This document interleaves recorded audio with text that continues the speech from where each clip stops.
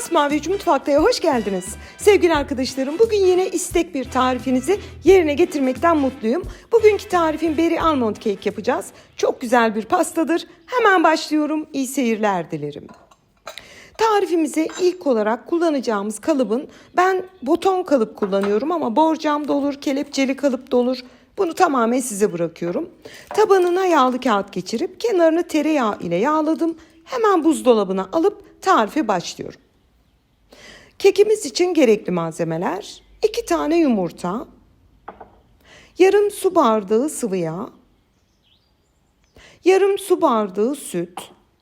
Bütün malzemeleri gram ölçüsü olarak da açıklama bölümüne ekleyeceğim. 2 dolu yemek kaşığı süzme yoğurt. Ben süzme yoğurt kullandım ama sert yoğurdun sert tarafı da olur veya kuark da kullanabilirsiniz.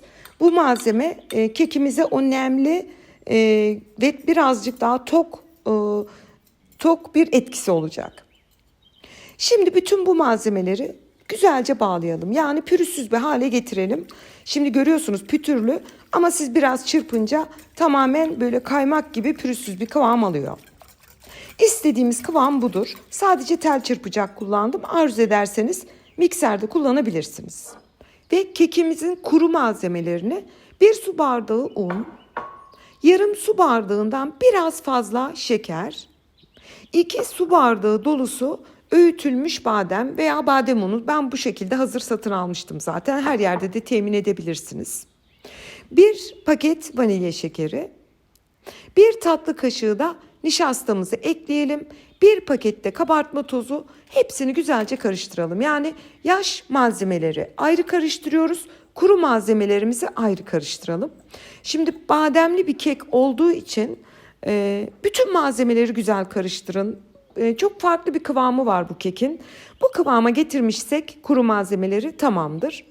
Tarifimiz için kullanacağımız 2 su bardağı da orman meyvemiz var. Onun içerisine 1 tatlı kaşığı nişasta ekleyip güzelce harmanlayalım. Biliyorsunuz bu tekniği size daha önce de vermiştim. Hatta yabancı kanallar bile artık kullanıyor. Bu meyvemizin fazla suyunu kenarından emecek. Eğer temin edebilirseniz kekinizin içerisine acı badem aroması tavsiye ederim. Yoksa kalsın ama varsa şöyle bir 5-6 damla kapsülden damlatabilirsiniz. Çok arka planda güzel bir aroma ekleyecektir. Şimdi güzelce karıştırdık. Acı badem aromasını ekleyip kuru malzemelerimizi ekleyelim ve sadece spatula ile güzelce sıvı malzemelerimizi, kuruları güzelce yedirelim. Ben burada yine sadece bir spatula kullandım. Arzu ederseniz mikserde kullanabilirsiniz. Önemli olan bütün malzemelerin birbirine güzelce geçmiş olması.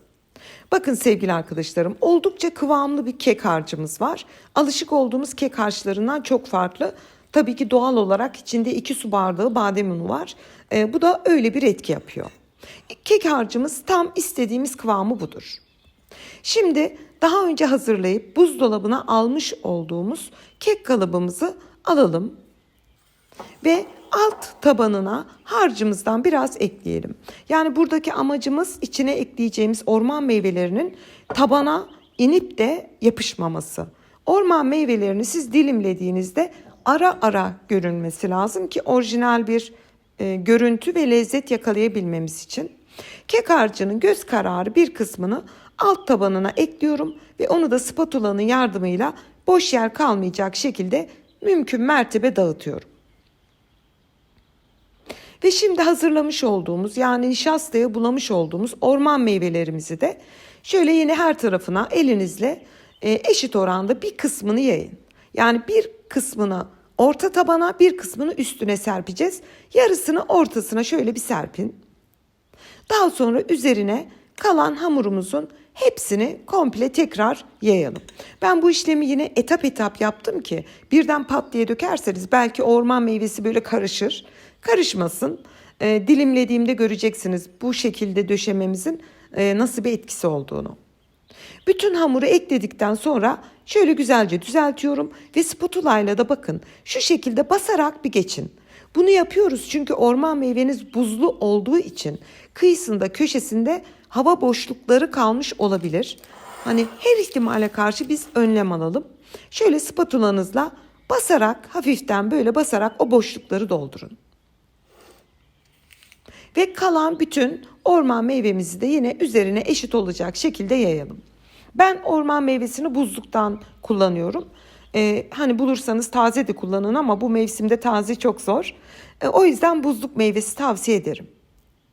Bütün meyveleri üzerine yaydıktan sonra 2 yemek kaşığı kadar file bademi de güzelce üzerine serpelim. Serptikten sonra da şöyle sevgili arkadaşlarım, ne kadar desem 1 tatlı kaşığı kadar tereyağı düşünün. Onu da bir bıçağın ucuyla şöyle üzerine yayın. İnce ince minik minik üzerine yayın. Onun üzerine de 1 tatlı kaşığı toz şekerini güzelce serpin. Bu çok güzel karamelize oluyor. Üzerine ayrı bir lezzet katıyor. Kekiniz muazzam bir lezzet oluyor. Şimdi kekimiz fırına gitmek için hazır. Önceden ısınmış alt üst ayar 160 derece fırında 50 dakika 55 dakika pişmeye gönderdik. 160 derecede tam 55 dakika pişirdim. Çıkarmadan önce mutlaka bir kürdan testi uygulayın ki güzel pişmiş olsun. Şöyle bir teli aldım. Şöyle bir keki size göstereyim. Bakın güzelliğini görüyorsunuz. Yani çok güzel bir kek gerçekten. Ben her ihtimale karşı bir hamur kartıyla yapışmış olabilir diye. Çünkü meyveli keklerde yapışma ihtimali yüksektir. Hamur kartıyla kenarını boşlayıp kalıptan dikkatlice çıkarıyorum. Kalıptan çıkardıktan sonra elimde bir spatulayla kekin altını şöyle bir dümdüz geçiyorum. Hani yapışmışsa diye. Çünkü kaydıracağım onu. Bu tarz transfer ettiğim bölümleri aslında kesiyorum. Ama bazen soruyorsunuz, Selva Hanım nasıl transfer ettiniz?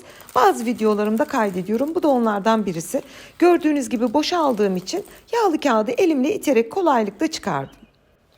Kekinizi servis etmeden önce arzu ederseniz pudra şekeri serpebilirsiniz. Ben bolca pudra şekeri serperek servise hazırladım ve bugün sizlere büyük bir istekle hazırlamış olduğum Berry Almond Cake tarifini sunmaktan mutluyum. Şöyle göstereyim sevgili arkadaşlarım. 2 kat döşememizin faydasını şimdi size göstereceğim. Bunu berileri tamamen, yani orman meyvelerini kek harcına böyle birden karıştırmadık ki bakın şöyle dilimlediğimizde tane tane aralarda görünmesi için. Yoksa kek harcınız karman çorman bir görüntü alabilir. Ve hemen büyük bir zevkle şöyle size gösterip doku testine geçiyorum. Çok güzel, çok lezzetli. Yani düşünebiliyor musunuz? İçinde 2 su bardağı badem olan bir kek kötü olma gibi bir şansı yok. Badem olduğu için, badem biliyorsunuz nemi emer. Hamur olmaz ama nemli olur. Bu kekin en büyük özelliği çok böyle sulu, nemli ama hamur olmayan, kendine has, çok güzel bir kıvamı olmasıdır.